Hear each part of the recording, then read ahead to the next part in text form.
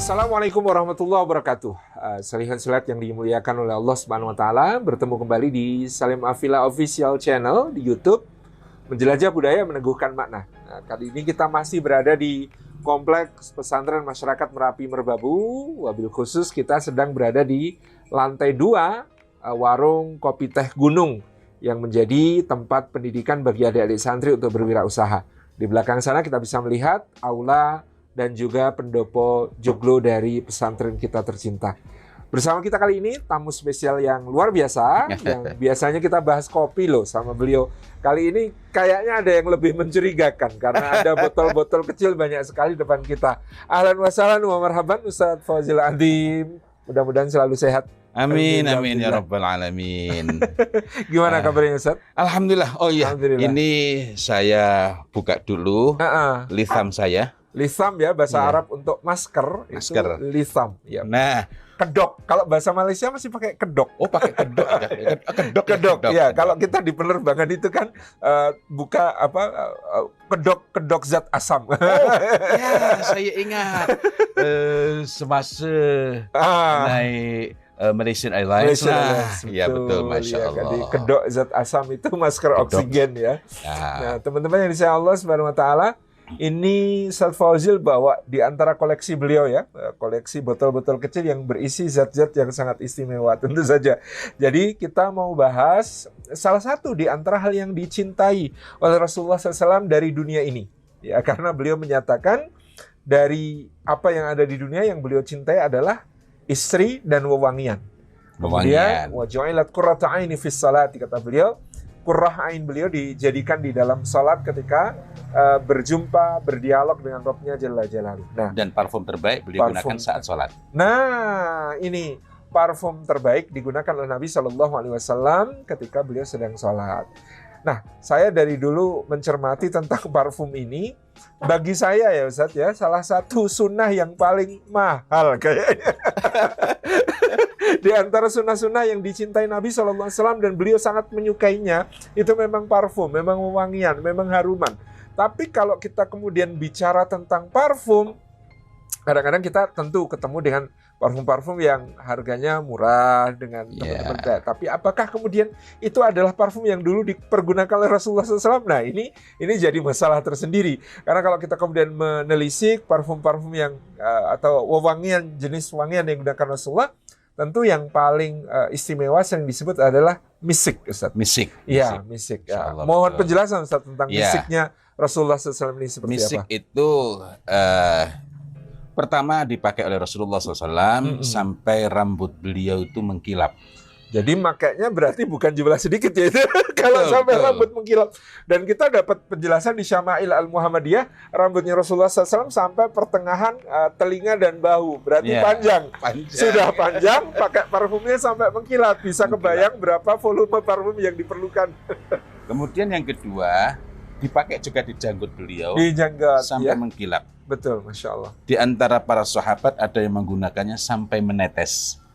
Sampai menetes parfumnya. Sampai menetes. Padahal parfum itu kental kan? Kalau misik itu kental.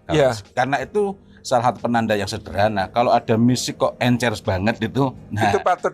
Iya, kita perlu tanya ini misik beneran apa bukan? Satu beneran atau bukan? Kalau beneran pakai pengencer, kalau bukan sudah bukan diencerkan pula. Itu bahaya gitu ya. Itu yang berbahaya. Kita perlu ingat bahwa penggunaan teknik destilasi itu baru dikenal beberapa ratus tahun kemudian. Setelah masa Rasulullah. Oke. Sebagaimana diabadikan oleh Al-Kindi dalam kitabnya, saya lupa judul kitabnya, tapi diterjemahkan dalam bahasa Inggris menjadi book of sebentar. Jadi di situ tentang book the chemistry book of Perfume and Distillations. Itu buku yang ditulis oleh Al-Kindi tahun 800-an awal. Masya Allah. Jadi hampir beriringan dengan ditemukannya kopi di Sona'ah. Ada kaitannya ternyata. Kemudian itu menunjukkan bahwa kalau begitu parfum-parfum yang ada di masa Rasulullah Muhammad SAW pastilah parfum yang diambil langsung, bukan distilasi. Jadi diambil langsung dari sumbernya. dari sumbernya, meskipun tentu ada teknik-tekniknya, tentu ada cara-caranya. Contohnya misk yang disebut-sebut oleh Rasulullah Muhammad SAW dalam Sahih Muslim untuk bersuci bagi perempuan. Nah, untuk bersuci bagi perempuan Indonesia sudah tahu belum cara bersuci dengan misik ini? Ini menarik ini karena memang nanti sebelum ke sana kita dengerin dulu penjelasan Ustaz Fazil tentang misik ini. Jadi yang dipakai untuk bersuci ini termasuk misik yang berarti pada saat itu lazim ada di masa Rasulullah SAW. Sangat lazim. Sekaligus menunjukkan bahwa itu sesuatu yang sangat berharga. Karena itu penanda yang menunjukkan kemuliaan, kehebatan seseorang adalah parfumnya. Masya Allah. Sebagaimana ada seorang sahabat ketika dia belum berislam, dari jauh udah kecium baunya. Nah, itu bisa kebayang parfumnya kayak apa kualitasnya ya. Nah, maka di sini ada kemudian salah paham. Oh, berarti parfum yang menyengat. Setelah saya mencoba menelusuri, ternyata sangat berbeda. Misik yang benar itu beda penggunaannya dalam kaitannya dengan Rasulullah Muhammad SAW. Dan penerapannya untuk para laki-laki ialah dengan dioles atau bahkan diratakan di rambut begitu ya. Dan dijenggot. Tetapi untuk perempuan itu penggunaannya dengan cara diusap. Beda. Contohnya ini. Nah, ini adalah misik. Untuk itu saya merasa perlu belajar tersendiri mengenai ini memang misik. Ustaz Fazil kalau sudah pengen tahu tentang sesuatu ngejarnya sampai ke sumber-sumber primer ya.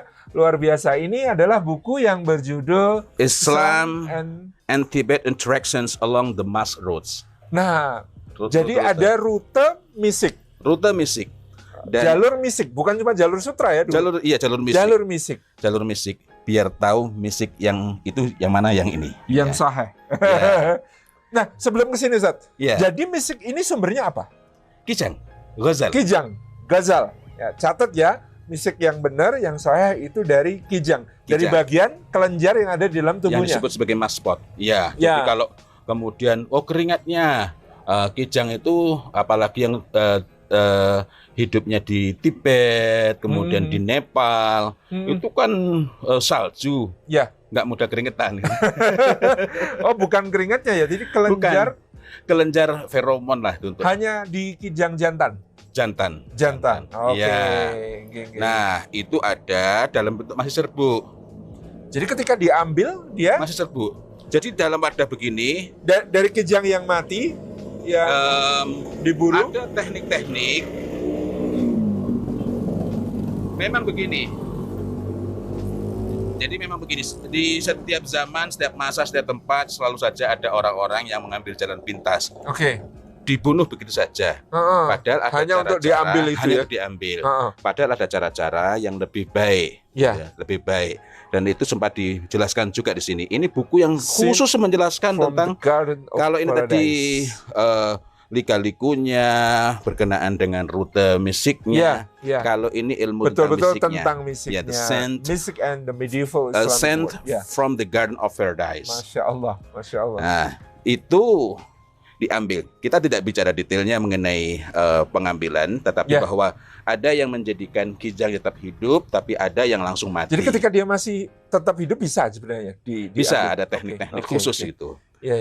Dari situ diambil, namanya pot, ada selongsong, ada pelindungnya begitu. Betul. Kemudian dibelah dan itu diproses menggunakan air dengan teknik-teknik tertentu.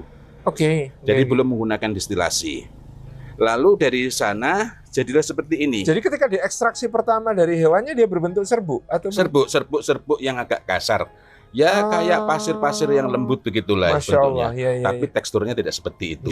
Kalau kita merujuk pada Tibbun Nabawi yang oleh Ibnu Qayyim Al-Jauziyah, maka kita mendapatkan gambaran disebut sebagai zat yang kering, walaupun ini cairan, dan panas derajat kedua.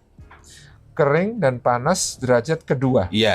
Nah, ini perlu pembahasan tersendiri kalau untuk mendiskusikannya. Yang karena itu akan sangat bermanfaat bagi wanita yang yang selesai mengalami menstruasi. Oleh karena itu memang ada sunnah untuk Di Sahih Muslim. Bersuci dengan? Setelah bersuci, kemudian diusapkan. Diusap, bukan dioles ya? Bukan dioles. Bedanya kalau diusap dengan dioles itu gimana? Kalau dioles... Ini padahal sama-sama ditempelin ya, cuma diusap sama dioles jadi beda? Beda. Kalau diusap semata, ini harumnya dari sini ini. Ini diusap atau dioles? Ini dioles. Tercium dari sini. Kalau jumlahnya banyak, makin tercium dari jauh. Oke. Itulah yang kita dapati pada Mus'ab bin Umair. Masya Allah. Tapi kalau seorang perempuan bersuci, maka ini diletakkan pada kain atau kapas ya? Kapas. Ya. Kemudian diusapkan. Dengan kapas itu diusapkan ke tempat tersebut. Ya. Sehingga yang diperoleh itu dalam istilah parfum langsung ke middle notes. Oke, jadi kalau dioles dia langsung ke middle notes. Kalau diusap ya. Ya. Jadi lebih soft, lebih modest gitu ya, lebih tengah-tengah. Jadi perfume yang baik. Nah, contoh, ini disebut juga sebagai kasturis, sebagai misik. Hitam juga. Tapi ini abal-abal, 100% kimia murni. Oke. Sintetik. Nah, teman-teman yang biasa beli misik tetapi belum memperhatikan itu misik natural ataukah misik sintetis, perlu perhatian betul karena kalau ini misik sintetis tentu akan berdampak berbeda kalau digunakan untuk kemudian melaksanakan sunnah tadi yang ditentukan oleh Nabi SAW. Kalau kita keliru menggunakan artificial synthetic, karena dalam dunia parfum itu dikenal dua istilah.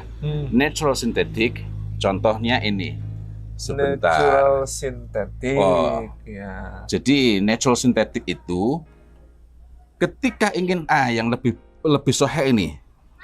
Ketika ingin menghasilkan misik yang bagus, tapi tidak bisa menemukan sumber bahan yang alami, sesuai betul, alami juga, maka diambillah dari zat substitusi, dalam hal ini dari tumbuhan. Tapi natural juga. Natural. Nah, itu disebut sebagai natural synthetic. Karena dari tumbuhan. Jadi ini aslinya adalah hewani, tetapi dicarikan substitusinya dari tumbuhan.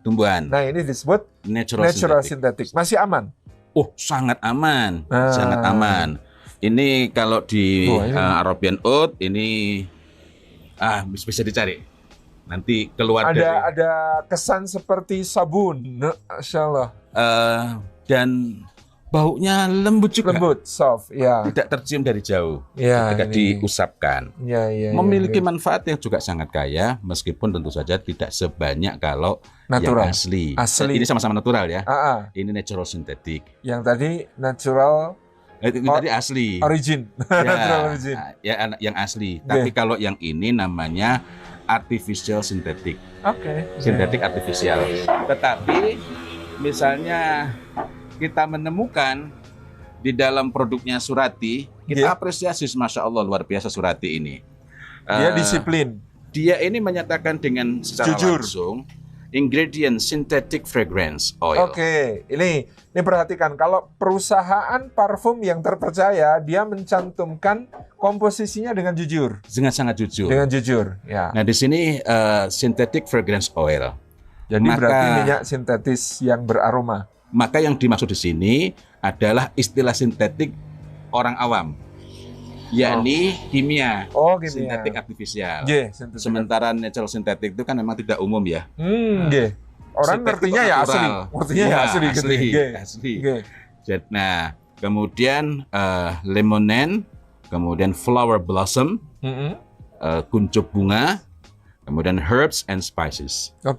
Nah, ini termasuk juga disebut sebagai sintetik. Artificial. Ini sintetik kombinasi antara artifisial dan natural. Karena ada tumbuh-tumbuhan yang ada herbs-nya.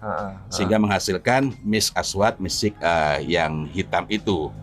Saya tunjukkan di sini sama sekali bukan untuk menunjukkan ini bahwa kalau gitu nggak baik. Bagus, tetapi ini bukan untuk bersuci setelah haid. Dipakai di janggut bagus, dipakai di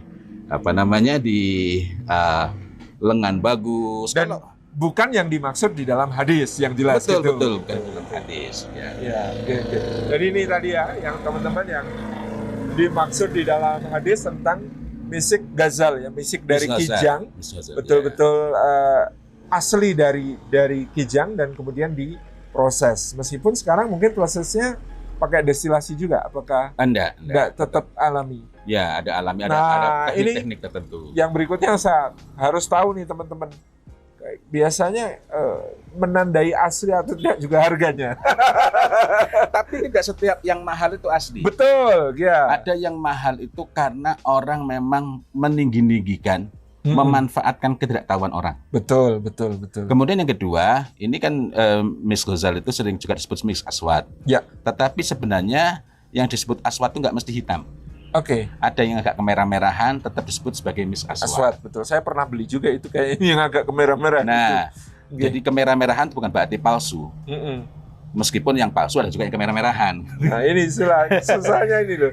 Di antara tanda yang sederhana ialah bahwa yang 100% sintetik artifisial itu ada bau awal itu kemudian keras, keduanya bukan berubah tapi melemah.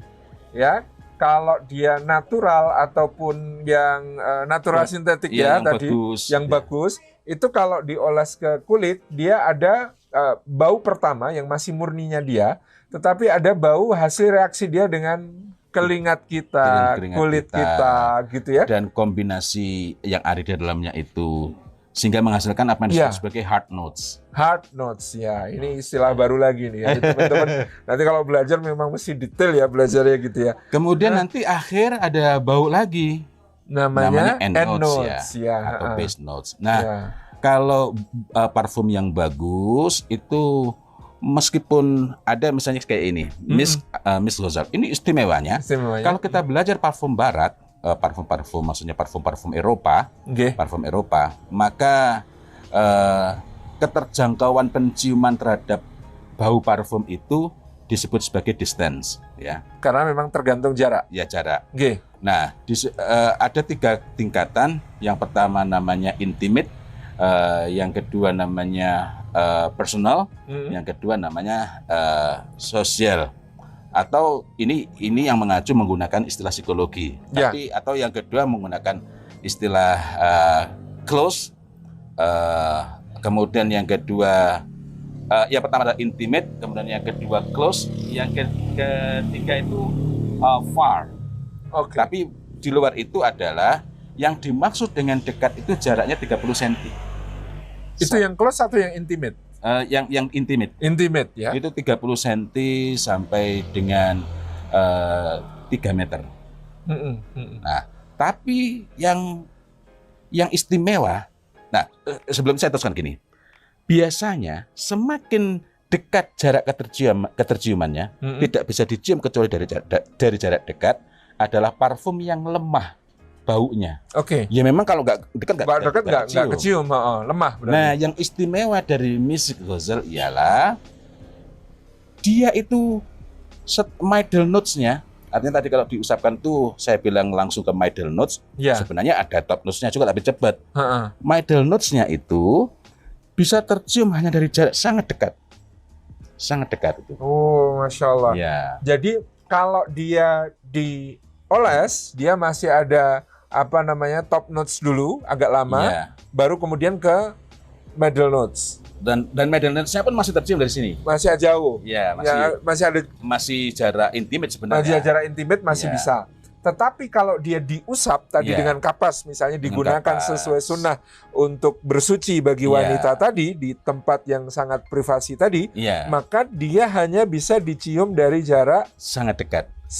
Sehingga tidak bisa mencium kecuali hanya yang berhak. Sementara dia sendiri nggak bisa. Bahkan dia sendiri nggak bisa. Orangnya sendiri nggak bisa mencium ini.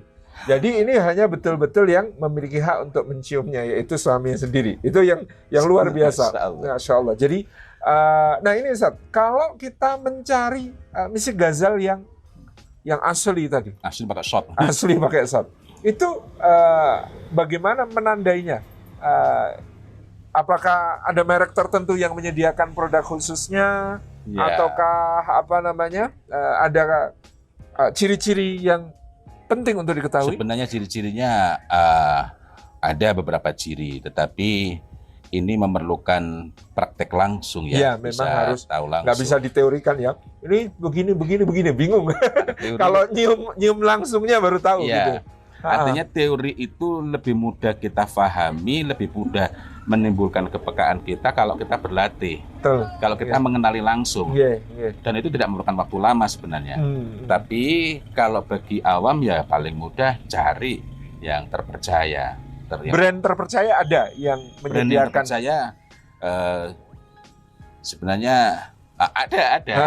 Okay. Di antaranya yang menyediakan itu adalah Abdus Somad Al-Qurashi. Abdus Somad Al-Qurashi ini kalau teman-teman umroh. Ya, toko-tokonya banyak ya, terdapat di mal-mal di sekitar Masjid Nabawi atau Masjidil Haram. Dia bahkan punya gerai-gerai di hotel-hotel ya. Hampir tiap hotel dia buka gerai. saking tahunya dia bisa beberapa gerai. Betul. Satu hotel bisa beberapa gerai yang membuka gerai Abdus Somad Al-Qurashi. Nah, kalau nembung bahasa kita itu, mau cari misik Ghazali yang asli gitu ngomongnya gimana? Saya punya pengalaman itu. Saya tanya ke Abdus Somad Al-Qurashi. Saya tanya, Miss Abiyat Ghazal. Dia bilang nggak punya. Saya heran. Ini jujur nggak sih? Iya. Padahal yang saya tahu misk untuk bersuci itu kan misk abiyat, misk putih. Iya. Belakangan barulah saya belajar, itulah pentingnya kita itu belajar dari sumber yang otoritatif. Nah, ini tadi. Jadi misik ini kita bicara yang asalnya. Misik yang putih. Misik sintetis anatural, bahannya betul-betul asli. Artinya asli natural, bukan bahan kimia, bukan sintetik ya, bukan artifisial. Dan ini sebagiannya juga ada bahannya di Indonesia, di Jogja khususnya. Nah, itu ketika sudah menjadi parfum dan memiliki manfaat kualitas yang sangat bagus itu, maka dia disebut sebagai misk tahara. Karena dia memiliki fungsi yang serupa. Jadi ada nama dagangnya misk tahara, semacam nama jenis. Ya. Kalau nyebut misk tahara itu berarti misik sintetis natural. Sintetis natural. Mungkin agak rumit ya, jadi misik dari tumbuhan. Misik dari tumbuhan. Itu yang asli. Gitu ya. Misik herba. Kalau istilah teknisnya sebenarnya disebut sebagai botanical misk. Gitu. Iya. Botanical mask.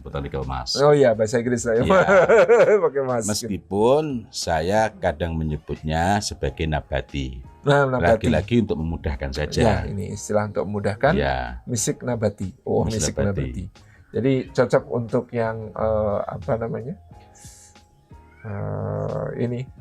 Tidak apa, belum ketemu yang apa betul-betul natural asli dan harganya belum terjangkau, mungkin alternatifnya ke misik nabati. Ya, tetapi perhatikan juga bahwa yang asli itu maksudnya asli memang betul-betul nabati, betul-betul botanical mask itu.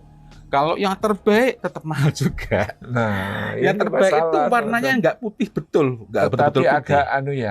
Agak-agak, dan dia tidak pernah apa namanya, terus encer begini. Jadi tidak mengeras gitu. Tidak mengeras. Tapi juga tidak encer sekali. Bedakan dengan ini. Ini sampelnya lagi nih. Saya sengaja menggunakan botol ini karena banyak di berbagai lapak dijual sebagai misik dengan botol seperti ini. Iya, marketplace dijual sebagai misik dan mengatasnamakan ini asli misik dari rusa dan ini kesukaan Nabi, padahal bukan. Nah, contohnya, di antaranya warnanya begini. Warnanya jelas sudah beda ya. Sangat berbeda. Beda sekali. Ini kuning gini. Nanti ada yang putih bening. Nah, ini juga silakan dibaca ini. Bisa dicek nih. Nah, di sini nih warnanya malah pink ya. Ini pink ungu gimana gitu ya. Nah, ini kental ini. Tapi yang jelas ini juga bukan apa namanya? Juga bukan asli. Kijang apalagi. Ya. Sedangkan dari botani saja. Botani saja enggak masuk kualifikasi. Coba ini bisa dites. Aduh. Ini Saya untuk kulit nggak apa-apa. Kalau ngetes yang bukan ori. Baunya makin lama makin lemah. Baru diolah saja makin lama makin lemah gitu. Ya. Okay. Kemudian kalau misik kijang yang asli itu edible. Bisa dimakan. Bisa dimakan. Nah, bisa dicampurkan ke bahan makanan kita, minuman kita. Nah, berkenaan dengan itu ada yang menarik.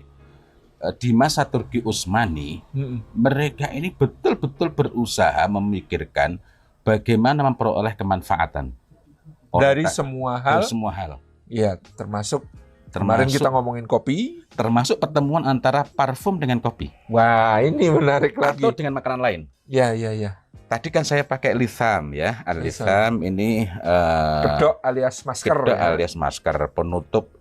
Sebagian ulama memberikan takrif penutup mulut dan hidung.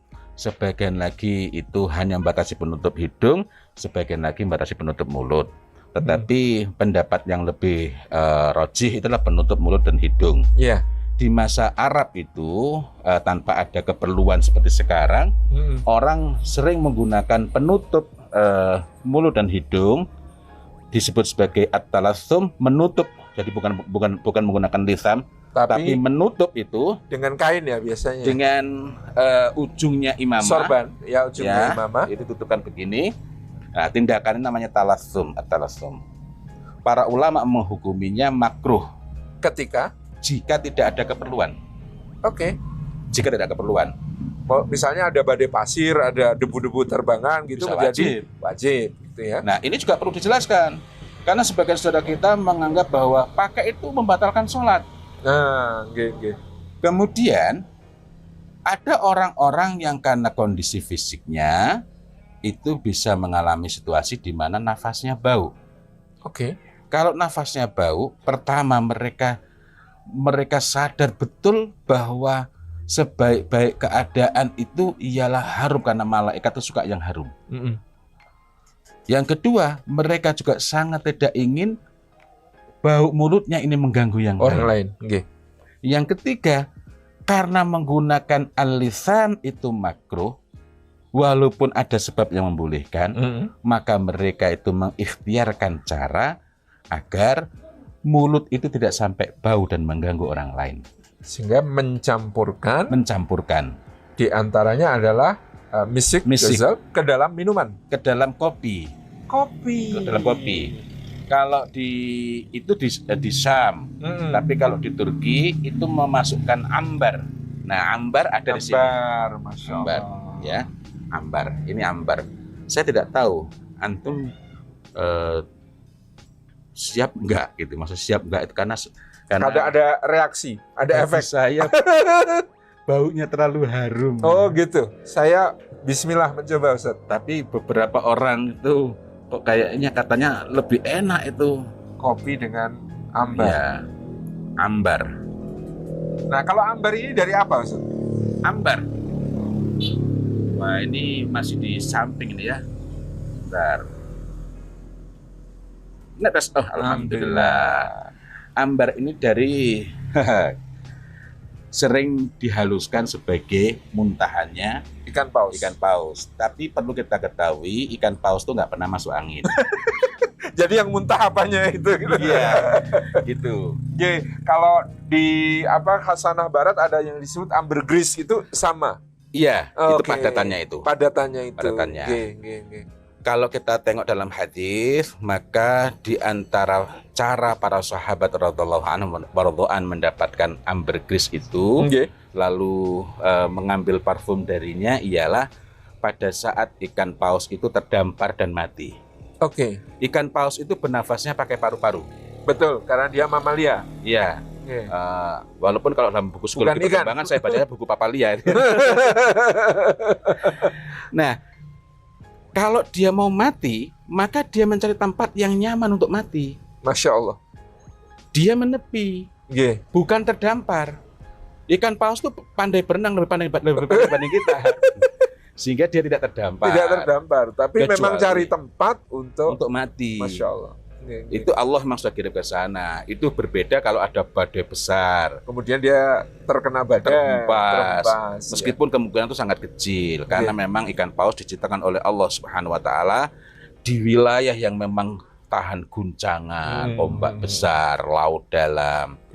Nah, ketika ikan paus itu terdampar dan mati, maka para sahabat radhiyallahu anhum mengambil dagingnya untuk dimakan. Betul. Ada riwayat ya tentang ikan paus yang terdampar yang kemudian para sahabat ketemu itu ya. Betul. Nah, itu Masya Allah. Lalu mengambil ambergrisnya gitu, ambergrisnya. Iya. Itu diambil dan digunakan. Kemudian para sahabat radhiyallahu anhum itu melapor kepada Rasulullah Muhammad sallallahu alaihi wasallam.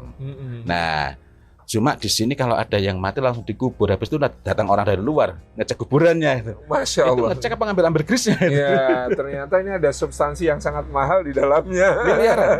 Miliaran tuh harganya. Kalau itu berarti natural ambergris ya. Nah, ini ketika dicampurkan ke kopi, kira-kira rasanya seperti apa? Saya jadi pengen mencoba. Kalau itu ambar tadi. Iya. Bismillahirrahmanirrahim. Dari aromanya berubah. Tapi bagi sebagian intinya, orang rasanya lebih enak. Intinya yang dikendaki bukan tanaum ya, bukan untuk mencari nikmatnya kopi, tetapi untuk mendapatkan manfaat paling optimal dari percampuran antara kopi dengan parfum. Sama halnya dengan pengembangan budaya parfumnya sendiri.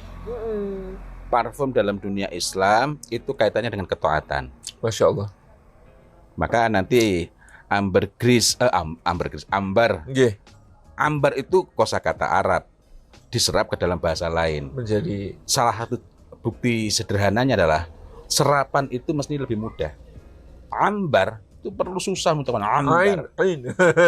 Disederhanakan menjadi ember. Nah, ini ambar dicampurkan kopi. Adapun kalau untuk teh itu menggunakan air mawar. Bahasa Turkinya gul suyu.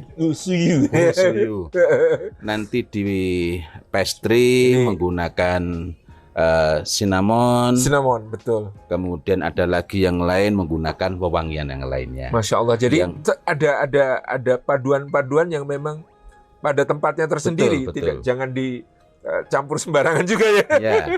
Yang semua itu kaitannya dengan ketaatan, kaitannya dengan kemuliaan, agar lebih khusyuk dalam ibadah, lebih kuat dalam berjuang, dan sangat banyak lagi manfaat-manfaat lainnya. Termasuk gitu tadi ya. Di sunnah taharahnya agar lebih semakin baik hubungan antara suami dan istri. Betul. Dan selain ada manfaat-manfaat lain yang perlu dirinci. Iya, Masya Allah. Jadi teman-teman yang insya Allah ini jadi perbincangan kita tentang parfum ini kayak panjang nanti. Kita mungkin bisa sambung lagi di waktu yang lain ya.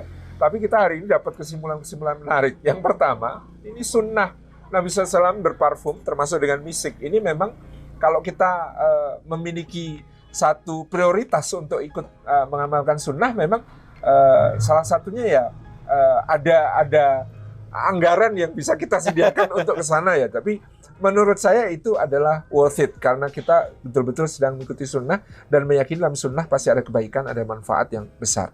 Hanya saja perlu diperhatikan, kalau mau mengikuti sunnah, perhatikan juga ilmunya. Agar tidak salah. Terjadi bahaya. Maunya mengikuti sunnah, keliru yang 100% kimia, malah terjadi iritasi. Artificial sintetik tadi itu salah satu penanda ya, dampak yang bisa timbul, bisa iritasi kulit, bisa panas, terasa dan lain sebagainya. Dan apalagi kalau itu di wilayah yang privasi tadi, itu berbahaya sekali. Karena lebih sensitif. Kulitnya. Nah, kemudian yang berikutnya tadi, tujuan kita mempelajari ini juga adalah untuk memahami, selain memahami sunnah, kita memahami bahwa di dalam tradisi Islam, penggunaan berbagai macam hal yang sangat luar biasa ini, dari zat-zat wewangian sampai kopi dan berbagai macam rempah-rempah tadi, ditujukan untuk menguatkan ketaatan kepada Allah Subhanahu wa taala. Nah, ini poin yang sangat penting dari semua hal yang kita lakukan.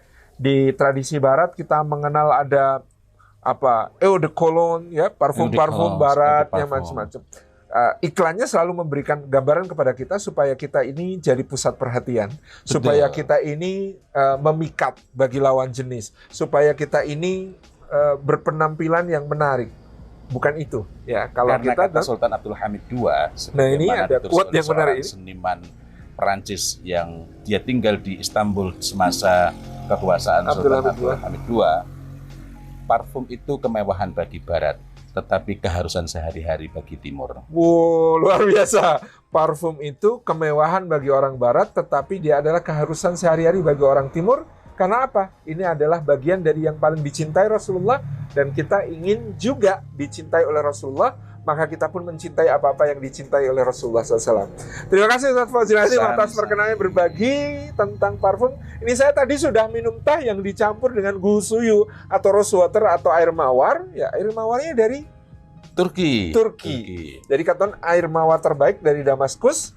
Ya, kemudian ada Sultan Bayazid yang kemudian karena sangat mencintai mawar Damaskus ini kemudian menanam juga ya, cari lokasi terbaik di wilayah yang dekat, ya itu di Isparta.